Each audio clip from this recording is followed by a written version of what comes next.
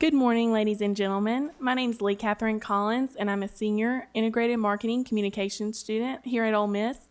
I'm also getting the magazine specialization with my professor, Dr. Husney. I'd like to take a moment to introduce Rachel Barrett, the editor-in-chief of Country Living magazine. She is here to do a fireside chat with Dr. Husney.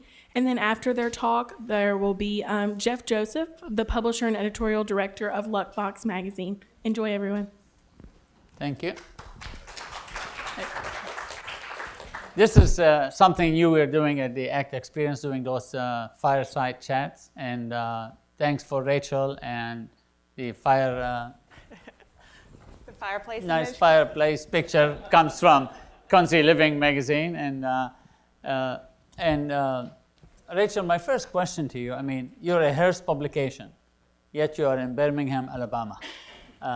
And for years, you were the only title in Birmingham, where everything else is at the Hearst Tower.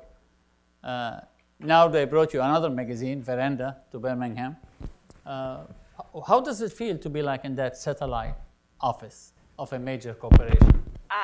I love it. I was in New York for 12 years working in magazines, and then a job at Southern Living actually brought me to Birmingham, and then I got contacted about the Country Living opportunity.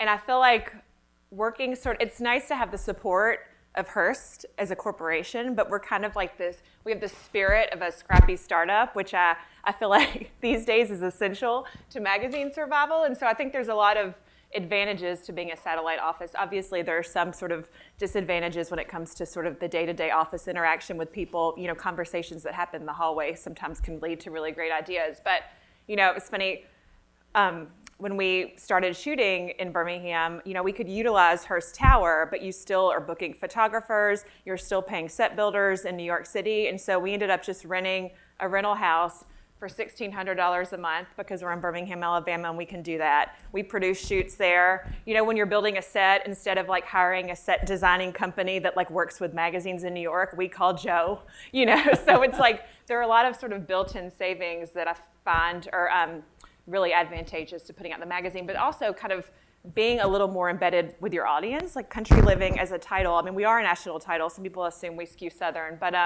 you know, I feel like as a brand to sort of produce that magazine in the heart of New York City is just like not core to the spirit of the brand. The brand embraces being out of the city. And so I think also being in touch with your audience, you know, when we test recipes, we're very aware that if you can't get these things at your local Walmart. I grew up in a town in West Tennessee where like, if you can't get it at Walmart, you just can't get it unless you're like going out of your way to order it. So I think it keeps us in touch with our reader, but also it sort of gives us an opportunity to be scrappy. And we can have dogs in the office. No one's slapped our hand yet. And any disadvantages of being in Birmingham? I mean, you know, for a while I was sort of working in a silo as an editor-in-chief, and so it's so nice to have Still Marcoux, the editor of Veranda, as someone who's sort of a counterpart and you can be candid with, where you're talking about the challenges. As a manager, you don't want to talk about the challenges all the time to your staff because you're like, rah, rah, rah, everything's great. And so I think for a while it was sort of like a lonely job as an editor-in-chief to be in Birmingham, but I think, you know, I think the advantages outweigh the disadvantages. So tell me, I mean, Country Living had been in business for almost like 40 years. Yes. And it was known for her founding editor, Rachel Newman, and then worked with John MacArthur, who was the legendary magazine editor in our business. How does it feel to have that heritage? And how did the magazine change under your leadership? Mm-hmm. I mean, are you still reaching the same audience that started with the magazine 40 years ago, or? You know, it shifted, and I had the fortune of meeting Rachel Newman. We had our 40th anniversary issue in September of 2018, and I shot my editor's note portrait with Rachel Newman, the original Rachel and the current Rachel. But it's interesting looking at the archives because I find a lot of inspiration there, and every editor-in-chief, we've only had 4 in the history of the magazine, and Rachel Newman obviously sort of founded it, and so was really like created the spirit of the brand. Nancy Soriano came in and kind of introduced these really fun like packages, and the way she presented the content was really inspiring. And then Sarah Gray Miller, the editor-in-chief before me, I feel like kind of really picked up on the momentum that sort of country style was having. I feel like for a while, you know, country wasn't cool. And I feel like now, it is. Like I tell a lot of people, 10 years ago, people would say like, someday I'm going to quit my job and sell like bananas on the beach. I'm going to move to the beach. And these days I say the new dream is I'm going to sell peaches out of my pickup truck. I'm going to move to the country. I'm going to have a farmhouse. I'm going to have a great beat up blue pickup truck. And the dream has shifted. I think Sarah Gray kind of embraced that in the magazine. I feel like she was highlighting, hipsters in Brooklyn who were into canning and like that sort of country. And so I've tried to pull sort of nuggets of all of those eras and sort of creating a magazine that I think also in some ways recently I think we've been given permission to sort of like lean in a little bit more to what makes us truly unique as country living. We kind of walk this weird line where we are a very mass title, but we're also kind of a niche title in a way. And so I think looking back to what Rachel Newman brought, I think we're kind of closer to the spirit of that magazine that launched in '78 than you would even realize. So if you are going to identify the uniqueness, I mean, if you can count like 1, 2, 3 unique things that differentiate country living from the rest of the country magazines or the rest of the living magazines, what will that be?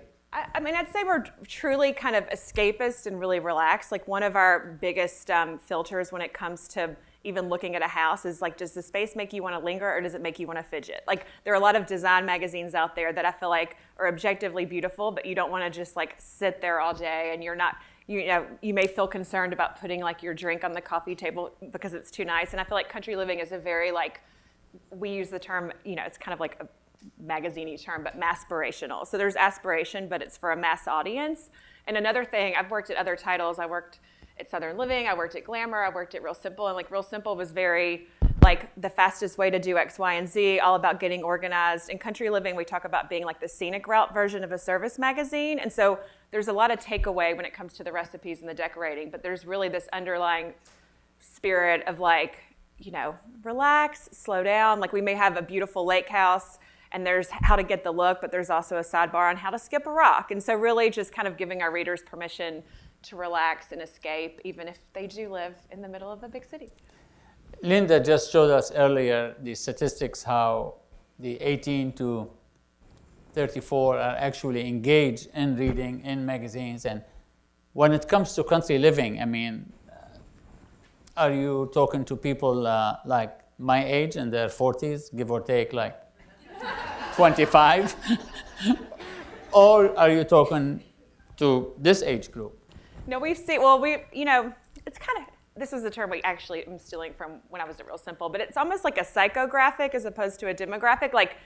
We've seen huge growth in our 18 to 34 readership. Our average reader age is a 52. Definitely not on social media. It's more like a 35. But I think social media, has opened up our brand. I mean, honestly, also I've got to give credit to the show Fixer Upper too. I mean, Joanna Gaines, I feel like also has kind of created momentum in the country space. But we've seen a lot of growth with the younger readership. And we also have sort of fun content that I think embraces the lighthearted spirit of the magazine. We introduced a column called Drinking with Chickens, which I was only Country Living can have a column called Drinking with Chickens. There's this girl in Los Angeles, and she has all the, she raises chickens in her backyard in Los Angeles, which I don't know if she has a permit in LA, but and she started making egg white cocktails and just is really fun and has this fun personality. And so I think fun columns like that feel so true to our DNA and have a lot of personality kind of have helped bring in younger readers. And we have a fairly new contributor to the magazine. If you know who Thomas Rhett is, his wife Lauren Akins is a new home and family contributor. And so she has a column in the magazine. She just kind of did this really fun 4th of July barn party for our July issue. We're exploring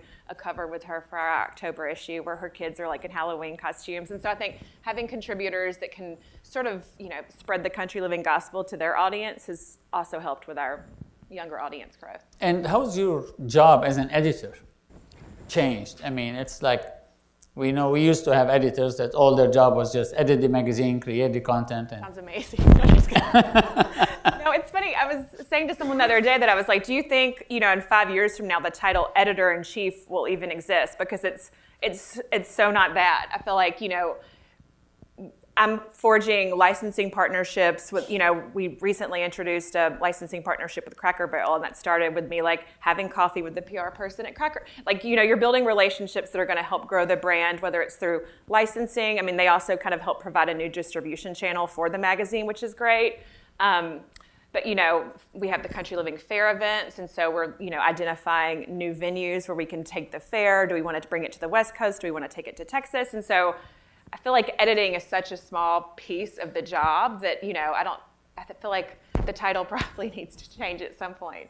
Although I have to sort of, sometimes I love being in the weeds, and I love packaging a story. I mean, sometimes I was saying last night, to Stephen, like sometimes I'm calling in product from Etsy, and I almost feel like it's embarrassing that I'm an editor-in-chief, like calling in product for a photo shoot. But we are small and scrappy. But I also love the sort of core process of making a magazine. But I almost have to get out of my own way because that's like such a small part of the role these days. We have two majors at the School of Journalism and New Media. We have the journalism major, and we have the integrated marketing communication, which is growing like weed in terms of the numbers of the students. How do you balance your journalism background with your acquired marketing background? I mean, I feel like it all kind of, I almost don't even think of it that way because it all bleeds together. But I feel like I feel like thinking about the magazine is so much more than a magazine. Like, it's almost empowering to think that Country Living could exist without a print magazine down the road in some ways. Like, I feel like you could consume content via video. You can go to the fair. You can buy Country Living product. There could be Country Living, real estate. Like, really just thinking about what do people want from Country Living. And I try to think a lot about, I listen to How I Built This, the podcast, which I really enjoy. And sometimes it's fun to think about your brand as like, if you were starting it from scratch, what should it look like? Because you do kind of get bogged down in like, we've always done this, or readers really love this column. And you're like, well, okay, well, we were doing more like aggressive reader research on this column like 20 years ago. Do they still really love it? And so really just kind of trying to like get back to the core of how your magazine operates and what really Country Living means. You mentioned the covers, and I've noticed lately that there's a new approach for the cover, the images, the cover lines. What's your philosophy behind this new approach to your covers and cover lines? I mean, it's interesting. Since I've worked at Hearst, we've had a couple of different editorial directors that all also weighed in on covers and brought different opinions to the mix. But I think editors, I feel like I get this first week newsstand blast of how your cover's doing, and it's like, it'll be like a Friday night, and I'm either just like, yay, or just, but for Country Living, we're like 98% subscriber. And so sometimes we live and die by these newsstand numbers, but for us, it's actually not a strong indicator of whether you're doing a good job, because the occasional buyer on a newsstand of Country Living is going to respond probably differently to a cover of someone who's subscribed to the magazine for 20 years. And so we've really tried to sort of think more of like, what is the strongest subscriber cover? And obviously you want it to perform well on newsstand, but again, leaning into like what makes us different. I mean, someone once told me like, you need to make sure your covers, if you take off your brand's logo, can you immediately identify that cover in terms of the tone and the image as your brand? And I think about that a lot. So our May cover, we did a antiquing issue, which honestly, if you're a publisher, and I'm like, we're going to do everything old in this issue. It's going to be all about buying things that are old. It's kind of like potentially an advertising kiss of death. But although all the products featured in the issue were very like distinct, all the new products. But we really leaned into that. And then our cover for that issue, we had, actually this is where we kind of bring together the influencers. But Jackie Greeny is she has like probably under 100,000 following, but she lives and breathes this sort of fun country lifestyle on the East Coast. She's a little bit preppy. Her partner, PJ, also is like a video producer. And so they created actually a cover for us. They loaded up this vintage Land Rover with all these fun antiques and blankets and old vintage trophies. And the whole issue was themed Thrill of the Hunt. And so what was great is they produced the cover for us, they aligned with the brand, and then he created a fun video for us to promote the issue on Instagram. And so, but again, like what other magazine is going to have like an old crusty Land Rover piled up with all these fun antiques on the cover? And then I'm trying to think of any of the other ones recent. We had our September anniversary issue. Our copy chief actually cross-stitched a cover for us. And so we had 40 country icons cross-stitched on the cover. But it was also great because it was so sort of authentic to country living to have someone on our staff cross-stitch the cover, but it was also very economical, so we could spend the money that we would usually spend producing a cover on some of the content inside. So we have been taking more risks, and I think it's nice to be given permission to sort of experiment and try new things as opposed to sort of just like getting obsessed over these numbers that really aren't necessarily representative of your whole audience. You sound so passionate about describing your job and what you're doing with country living. Is the job like a walk in a rose garden, so the future students will just like, oh, I want to be like an... I mean, it really is, guys. No, I mean, I love country living as a brand. It's funny because Elliot Kaplan, who you I'm sure know well, was the talent director at Hearst. And when I was an assistant at Glamour, he would bring in editors and you'd look at a sheet of paper with all of the Hearst titles, and he would just say like, which one of these brands would you have interest in working for? And at the time, you're just like, well, which one's hiring? But I pointed to Country Living, and I think he was sort of surprised that I was like this young girl who had just moved to New York City working at Glamour, and that Hearst has Cosmo and Marie Claire and Elle and all of these titles, and the fact that I'd zeroed in even then on Country Living kind of is what led to him contacting me about the role. But I mean, I feel like it's so nice when your passions can just sort of align so nicely with what you do for a living. I've had jobs earlier in my career where that was not the case, and you're like, okay, I've got 3 hours left till it's time to go. And Country Living, you're just like, what happened to the day? Like, and even the stressful parts, I feel like you have to sort of step back from the process, and it's like, what's our pumpkin cover gonna be? But you're like, it's fun that we get to like come up with ideas for pumpkins and shoot them, So I think it's kind of reminding yourself that sort of this creative process, and even the new challenges that have presented themselves. I mean, obviously when I started in magazines, I knew nothing about like putting on events and/or marketing, and so it's sort of intimidating to sort of sometimes take on those roles, but it's also at its core being creative, like being a creative thinker. And so even this whole world of native partnerships when it comes to advertisers, we did a partnership with Go RVing where which is a trade organization that promotes buying an RV. And they had a campaign called Away We Go, and we did a cover with them, and basically it was an image of a campsite scene with an RV in it, and you could hold it, you could take it in the dark. It was a glow-in-the-dark unit, and then it glowed in the dark and said Away We Glow, presented by Go RVing, and had all these fun activities for having fun at a campsite at night. And so like that was, again, sort of at its core like an advertiser integration, but again, really creative and really fun. And even when we got the copies at the magazine, we all went into the prop closet to see the like glow-in-the-dark ink activate, and there's like a squeal. And I'm like, okay, if like we're doing this and we're like slightly jaded magazine editors, we know our readers will have so much fun with this. It's thunder. It's your hair. Before I ask you my typical last question, what's the question that I should ask you that I did not? Oh gosh. Oh my gosh, that's a hard one. Trying to think, should you all be super excited about the future of magazines?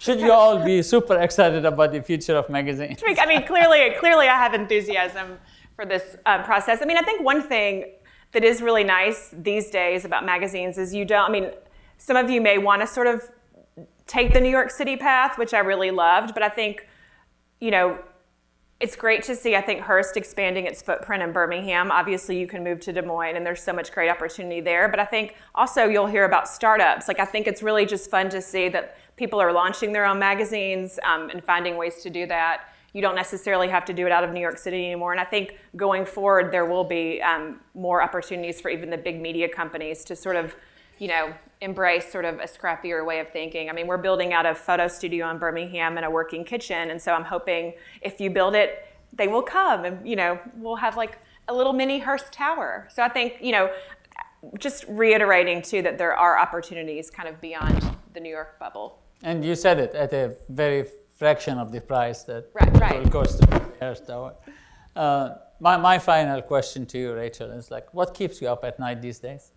I mean, ideas and Instagram.